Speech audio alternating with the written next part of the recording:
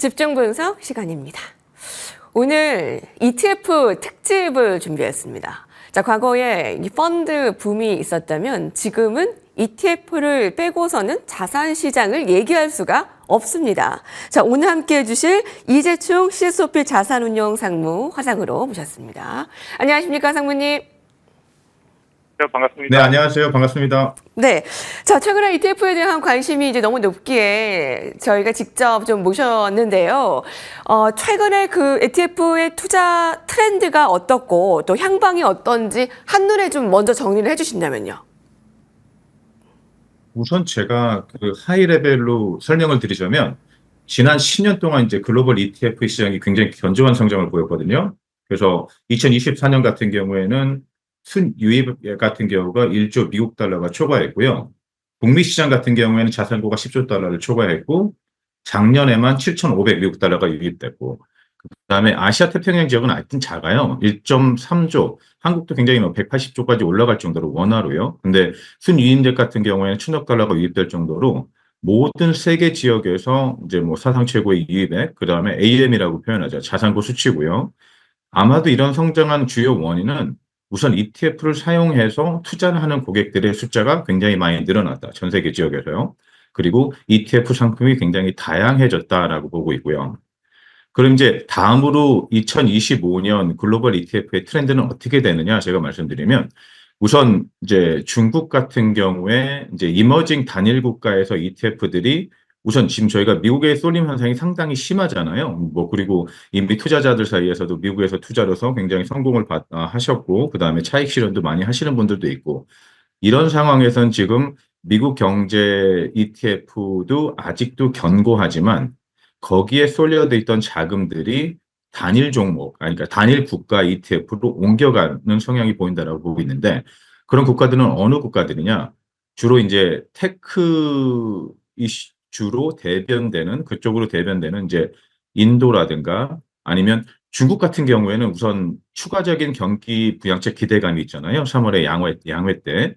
그리고 이제 우리가 얘기하는 미중 관세가 긴장이 약간 완화되는 조짐. 여기서 긴장 완화라는 얘기는 도널드 트럼프가 관세를 60% 바로 부과하지 않고 지금까지 관세를 부과하는 것들을 협상의 도구로 사용하는 정책들 이런 것들이 보이기 때문에 그리고 또한 뭐 딥시크의 여파로 너무나 잘 아시죠? AI. 그래서 중국 테크주에 대한 재평가가 이루어지고 있어요. 그래서 이런 테크주 중심으로 항생 테크 지수가 굉장히 큰 폭으로 올랐고 제가 지금 봤을 때는 2025년 추세에서 다시 한번 확신하게 알 수 있는 것 같은 경우에는 한국도 포함되고요. 우선 테크주 비중이 높은 국가들, 단일 이머징 국가들, 대만 그리고 경기 부양책이 뒷받침해 준다면 중국 같은 경우에 테크주가 주도하면서 신흥시장으로 ETF 자금이 유입될 거라고 예상하고 있습니다. 네, 말씀을 들어보니 그 한국도 포함하고 테크 비중이 높은 이 국가들, 그리고 뭐 인도, 뭐 중국 이렇게 얘기를 해주셨습니다만 중국은 한때 딥시크 효과로 또 ETF가 또 반짝 인기를 끌었습니다. ETF를 지금 투자 적기로 본다면 지금 좀 늦었다라고 생각하시는 분들에게 이 나라는 괜찮다, 지금이라도 좋다 하는 분들에게 미국과 뭐 중국, 뭐 아까 인도, 브라질도 좋다라고 하는데 좀 비교를 해주신다면 상황이 어떻습니까? 제가 봤을 때는 저희가 가장 잘 이해하고 있는 국가에 투자를 해야 된다고 보고 있거든요. 그래서 아까 말씀 단일 국가 종목들이 어떻게 보면 그 이후에 테마 형태로 가는 것보다는 아직은 성장성이 있는 그리고 자금이 움직일 조짐이 보이는 그런 국가들을 투자해야 한다고 보고 있고 우선 미국 같은 경우에는 작년에 S&P 500 지수 같은 경우는 계속 신고가 경신을 했었죠. 그리고 미국의 통화정책 완화, 지금 같은 경우는 아직 이자율이 높지만 통화정책 완화가 어떻게 보면 방향성을 띄웠고요. 그게 6월이 될지 아니면은 이자율 인하가 내년에 더 많이 이루어질지. 그리고 다른 거 같은 경우에는 이제 딥시크 여파로 조정을 약간 겪긴 했었지만 미국의 테크주 같은 경우에는 아직도 견조하거든요. 왜냐하면 저희가 봤을 때 AI를 통해서 나오는 이제 생산성의 향상이라든가 아니면 다국적 기업들의 이 기업 실적이 항상 양호하게 예상하기 때문에 미국 ETF 종목은 양호하고요. 여기에다 중국 ETF 상황을 제가 잠깐 설명드리자면 이제 홍콩 ETF 시장 제가 잘 아는 마켓이기 때문에 여기 홍콩에 있으니까요. 그래서 아직까지는 중국 주식 ETF하고 대표 지수 ETF가 여전히 지배적이긴 하지만 우선 높은 이자율 환경에서 이 홍콩에서도 미국 채권에 대한 ETF 상장이 이루어졌고 그 규모가 굉장히 급증하고 있어요. 또한 홍콩 정부 같은 경우에는 새로운 상품들에서 굉장히 우호적인 정책을 만들고 있죠. 그거 같은 경우는 뭐냐면 이제 미국에서 현물 ETF가 발행에 힘입어 가지고 홍콩에서는 가상자산 ETF 현물이 상장됐고요. 이제 홍콩 같은 경우 유동성이 높은 종목인 뭐 비트코인이라든가 이더리움, 그다음에 선물, 현물 ETF가 다 있고 그리고 2024년 같은 경우는 발행 숫자가 사상 최고치를 기록했어요. 그래서 홍콩도 이제 미국 국채라든가 아니면 일본 주식 레버리지 인버스 상품이라든가 아니면 미국 주식에 투자하는 넥세븐 ETF라든가 아까 말씀드렸던 비트코인 선물 인버스 상품들 굉장히 다양한 상품들이 교차 상장을 통해 가지고 중국의 자금들을 끌어모으고 있거든요. 주목할 만한 ETF 중에 하나 같은 경우에는 이제 세계 최대 사우디아라비아 ETF가 이제 홍콩에서 상장을 했고 그 이후에 중국 본토, 그러니까 심천하고 상해의 교차 상장이 이루어지면서 그쪽에서 중국 쪽에서 자금들이 많이 오고 있거든요. 네, 제가 다시 한번 중국 이제 본토 투자자들이 해외 투자에 대한 자금 유입을 또 설명드린다 보면 요즘 이제 중국 투자자 같은 경우에는 QD라는 형태로 그러니까 적격 외국 투자 자격을 받아가지고 쿼터에 따라서 이제 홍콩에 상장된 종목들에 투자하고 있는데 저희가 이제 발행한 상품들이 네. 이런 현상들을 어떻게 봐야 되냐면 긍정적인 의미에서는 그런 허용된 쿼터가 전체 중국 투자 대비 매우 적은 상태니까 그 적은 금액만이지만 자기들이 이제 아직까지도 중국 투자자 투자 여력이 굉장히 많다라고 보고 있고, 근데 이제 부정적인 측면에서는 중국 주식이 얼마나 지금까지 안 좋았으면 그 사람들의 투자 수요가 외국 그 투자물로 모일까, 이런 상황을 한번 보신다고 보면 될 것 같죠. 네, 이제 그 국가별로 이렇게 일목요연하게 좀 정리해 주셔서 감사합니다. 특히 지금 홍콩 현지에 계시기 때문에 저희가 좀 연결이 매끄럽지 못한 점은 양해 말씀드리고요. 자, 그래서 중국과 관련한 ETF를 좀 더 상세하게 말씀해 주셨는데 세계 최대 사우디아라비아와 관련한 ETF가 중국 자금을 끌어모아서 교차 투자도 이루어지는 이런 관심이 매우 큽니다. 자, 국가별로 살펴봤다면 이번에는 지수 추종 아니면 종목 묶음 추종 아니면 또 최근에는 원자재 쪽에도 관심이 매우 크기 때문에 어떤 쪽을 좀 유망하게 보시는지요, 상무님? 저는 원자재보다는 지금 금 관련해서 말씀하시는 것 같은데요. 저는 테크 쪽의 지수들, 그러니까 테크를 포함한 아니면은 테마형 지수들이 가장 유망하다고 보고 있거든요. 다시 한번 이제 홍콩 시장에 대해서 다시 설명드리긴 하는데 한국도 이제 테크들이 굉장히 유명한 종목들이 많죠. 삼성전자라든가 아니면 SK 하이닉스, 당연히 미국에서 이제 AI로 대변되는 그거와 관련된 그 테크 기업들인데 중국에서도 테크주 주도로 지금 상승이 많이 일어나고 있거든요. 근데 저희가 이제 ELS 때문에 문제가 많았던 항생지수라든가 항생지수 같은 경우에는 올해 연초 대비 항생은 11.89%, 항생테크는 21%가 올랐고요. 이제 딥시크 영향에서 중국 테크주들의 기술력이 이만큼 올라왔구나. 이거에 대한 재평가가 이루어지고 있고, 거기에다가 또한 낮은 밸류에이션이 굉장히 부각되고 있어요. 지금까지 중국은 이제 알리바바, 마윈 그 사태 때문에 테크주 같은 경우에는 너무나 심하게 저평가가 돼 있거든요. 이제 기업이 갖고 있는 펀더멘탈보다 가격 문제에서는 굉장히 그 저렴하다. 하지만 그 위에 있었던 다른 지정학적 리스크나 미국에 관련된 것들 때문에 가격이 저평가를 받고 있었는데 이것들이 과연 이제 중국 기업들이 이제 테크주가 실적 그리고 펀더멘탈이 받쳐준다 그러면 굉장히 큰 폭으로 상승할 것 같아요.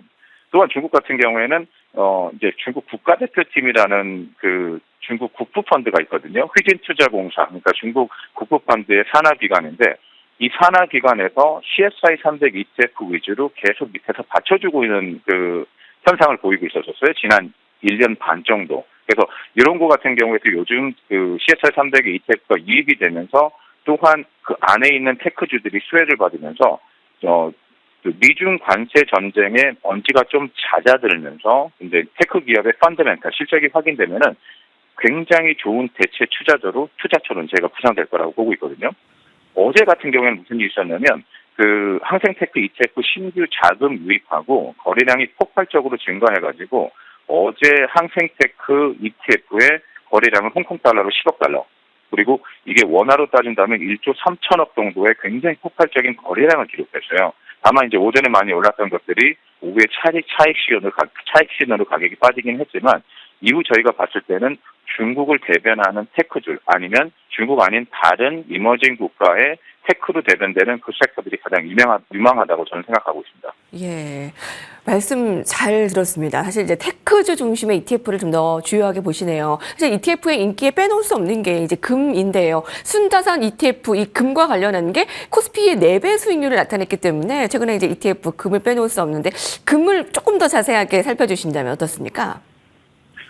최근 금값이 굉장히 급등하면서 많은 네. 사람들이 금 투자에 관심을 갖고 계신 것 같은데요. 우선 금값이 상승한 배경 같은 경우에는 지정학적 리스크 증가하고 미국 달러의 가치 하락이라고 보고 있거든요. 근데 아직까지 미국 달러는 그렇게 많이 하락은 하지 않았죠. 근데 이제 이게 그렇게 될 것이라고 예상하는 사람들, 이자율을 낮추기 시작하면 미국 달러에 대한 선호도가 줄어들 것이다라고 생각하면서 금을 이제 찾고 계시는데 우선 투자 은행들의 의견은 좀 갈리는 것 같아요. 모건 스탠리 같은 경우에는 2025년 1분기에 가격이 2,700, 지금 금 가격이 2,900달러죠. US 달러로. 이제 UBS 같은 경우 연말까지 2,900, 어쨌든 예상 지금 가격하고 맞다고 보고 있고요.